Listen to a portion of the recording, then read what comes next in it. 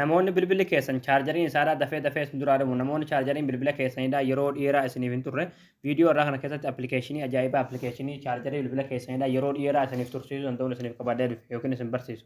Hayyee daawwattoon kiyya aappii kana gabbuufachuudhaaf iskroom keessan galtanii achi booda bakka sarchii kanarratti kilikni gootanii achi booda bakka sarchii kanarratti michuu joobis jettanii barreessitanii michuu joobis achi booda michuu joobis kajuu jalatti isinii ba'a asirratti yeroo tokkoof kilikni gootu. ammallee asirratti michuujobs.com kajuu kanarratti yeroo tokkoof kilikni gootu achi booda haala kanaan asitti fidaa asirratti ikoonii sarchii kanarratti yeroo tokkoof kilikni gootu bakka sarchii kanarratti seef jettanii barreessitanii seef achi booda sarchi goosiftu achi booda haala kanaa suuraa kana isinii fidaa suuraa kanarratti yeroo tokkoof kilikni gootu achi booda appicha gabbuufachuudhaaf asirra ol butaa gad deemtu gaduma deemtu ol butaatuma gaduma deemtu kinoo asirratti qalama diimaadhaan kan barraa'e aappii as tuqaa buufadhaa kajuu jalatti daawulood keeturtii daawuloodii sanatti kilik gootanii aappicha gabbuufatanii hayyee daawwattoon kiyya aappii gabbuufatanii yeroo galtan aappiin kun haala kanaan isiniif banama jechuudha. Wanni hedduu sana dhootaniiti oonii gootan jechuudha. Haala kanaan urungaadha. Egaa haala kanaan oonii gootan jechuudha. Battaariyaan bilbila keessanidha.